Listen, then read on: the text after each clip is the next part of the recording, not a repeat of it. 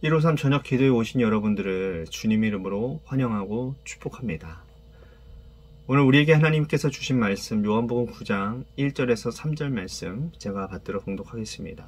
1절부터 읽겠습니다. 예수께서 길을 가실 때에 날 때부터 맹인된 사람을 보신지라. 제자들이 물어 이르되 랍비여, 이 사람이 맹인으로 난 것이 누구의 죄로 인함이니이까? 자기니이까 그의 부모니이까? 예수께서 대답하시되 이 사람이나 그 부모의 죄로 인한 것이 아니라 그에게서 하나님이 하시는 일을 나타내고자 하심이라. 사람들은 이해할 수 없는 어려움이나 불행한 일을 겪으면 반드시 그 이유와 원인을 찾으려고 애를 씁니다. 예를 들면 출근하다가 갑자기 다리를 다치거나 어디 뭔가 사고가 일어났을 때 왜 나에게 이런 일이 일어나지 하면서 궁금증이 유발되고 그것에 대한 해답을 찾으려고 합니다. 사회에서 전반적으로 일어난 일들, 그런 것들을 바라봐서도 도대체 무엇 때문에, 누구 때문에 이런 일이 일어나는가라고 하는 질문을 마음속 깊이 가지게 되죠. 이 모든 것들은 문제에 대한 답을 찾고자 하는 인간의 본능 때문에 일어나는 일이라고 할 수가 있습니다. 오늘 말씀에도 보면 한 사람이 등장을 합니다. 이 사람에 대한 상황들을 바라보며 사람들에게 있어서 엄청난 궁금증이 유발되어졌던 것 같습니다.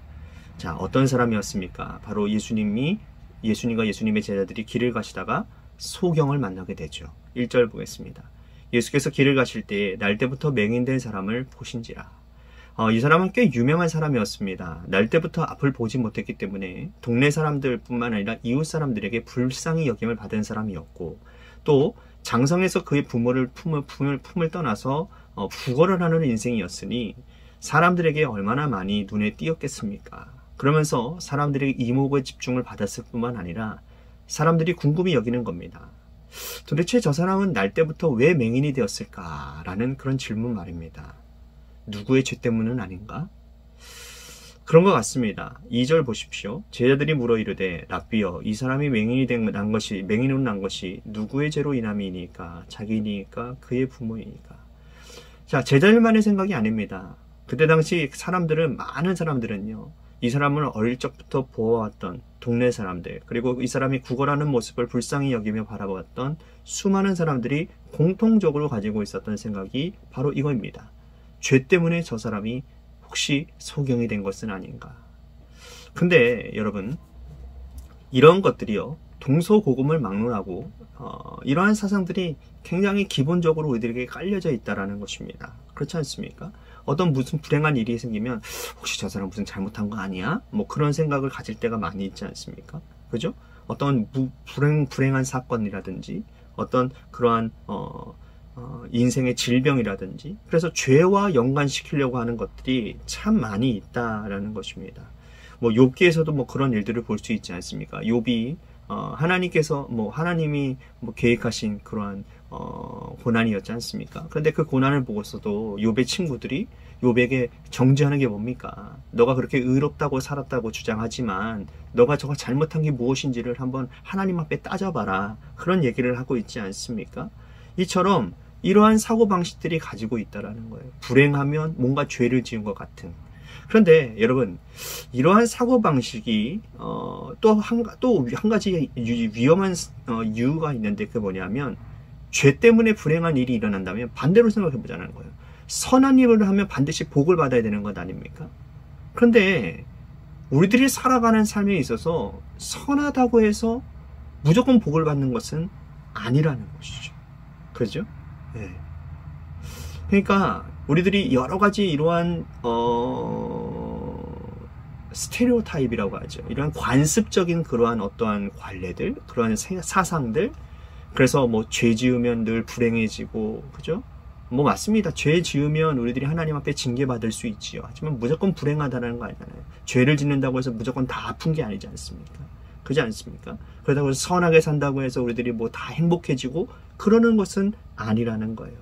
자, 3절 보십시오. 예수께서 대답하시되 이 사람이나 그 부모의 죄로 인한 것이 아니라 그에게서 하나님이 하시는 일을 나타내고자 하십니다. 자, 보세요.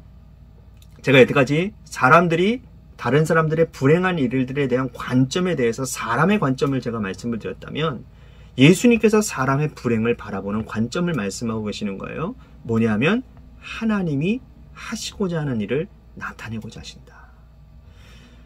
이것이 우리들의 인생에 주님께서 주시는 해답이라는 거예요. 예수님께서 이 맹인을 고쳐주십니다. 예수님께서 이 맹인을 고쳐주심으로 말미암아 이것이 하나님이 하시고자 나타내시고자 하는 일이라는 것을 말씀하시는 게 아니에요. 예수님께서 이 사람을 고쳐주지 않아도 이 사람 존재 자체가 하나님께서 하신 일을 나타내는 하나님의 영광을 위해서 지음받았다는 사실을 말씀하고자 하는 겁니다. 이해가 되시죠? 그러니까 몸이 불편한 상태에도 하나님께 영광을 돌리는 사람들이 얼마나 많이 있어요, 우리 주변에. 그죠? 예를 든다면 여러분 송명희 시인 아시죠? 네.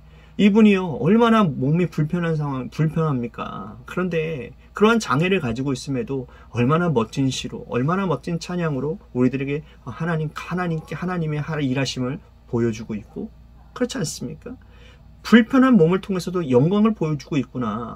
저렇게 은혜로운 삶을 살 수 있구나 라고 하는 것을 깨닫게 한다는 거예요. 물질의 부자뿐만 아니라 가난한 삶을 살고 있으면서도 하나님께서 하시는 일을 나타내는 충성스러운 일꾼들이 얼마든지 많이 있다라는 겁니다. 물질의 부자도 마찬가지예요. 부자들도 나름 따로 다 온전히 하나님 앞에선 부자들은요 자신이 가지고 있는 거 가지고 하나님의 영광을 충분히 나타내는 사람들이라는 거예요.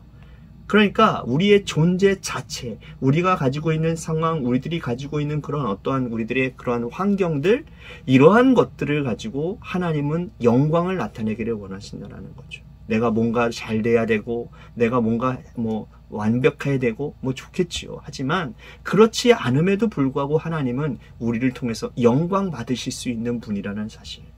그래서 우리는 하나님의 영광을 위해서 지음받은 존재들이라는 거예요. 몸이 불편해도 하나님의 영광을 위해서 지음받았고 많이 배우지 못해도 많이 가지지 못해도 하나님이 하시는 일을 드러내기 위한 영광을 위해 지음받은 존재들이라는 거예요. 그러므로 우리 인생에 일어나는 모든 불행을 죄 때문이라고 단정짓지 마십시오. 이러한 환경에 있어도 이러한 삶을 살아도 이러한 상황에서도 하나님은 나를 통해 영광 받기를 원하신다라는 것. 이러한 환경과 상황에서 우리는 하나님의 영광을 위해서 일할 수 있는 것들을 찾아야 된다는 거예요. 이것이 우리가 살아가야 되는 존재 방식이고 살아가고 추구해야 될 삶의 방식이라는 겁니다. 예수님께서 그 길을 오늘 우리들에게 들려주고 계시는 거예요. 병상에서도 하나님을 찬양하고 건강한 몸으로도 하나님의 영광을 위해 일하고 우리의 살림이 어떠하든지 하나님이 하실 일을 위해서 열심히 전심전력을 위해 달려가는 저와 여러분들이 되시기를 주님의 이름으로 간절히 축복하겠습니다. 우리 같이 오늘 말씀을 생각하며 하나님 앞에 간절히 기도하기를 원하고요. 중보기도 또 한 가지 요청드립니다. 김순환 권사님께서 3월 2일 날 입원하시고요. 3월 3일 날 무릎 수술을 받으신다고 합니다. 정확하게 어느 병원인지는 제가 잘 알지는 못하겠지만 제가 추후에 또 말씀을 드리도록 하겠지만 어쨌든 간에 수술의 모든 과정과 또한 회복의 모든 과정 위에 이제는 건강하게 목 밟지도 않고 강건하게 잘 생활하실 수 있는 그날이 오게 해달라고 우리 김순환 권사님을 위해서 좀 중보기도해 주시고요. 또한 저희 가정을 위해서 우리 원로 사모님을 위해서 또 우리 관악교회를 위해서 또한 여러분들의 삶의 자리와 여러분들의 자녀들을 위해서 지금 기도하시다가 돌아가시기를 바랍니다. 우리 10분만 하나님 앞에 기도하며 나아갑시다. 기도하시겠습니다.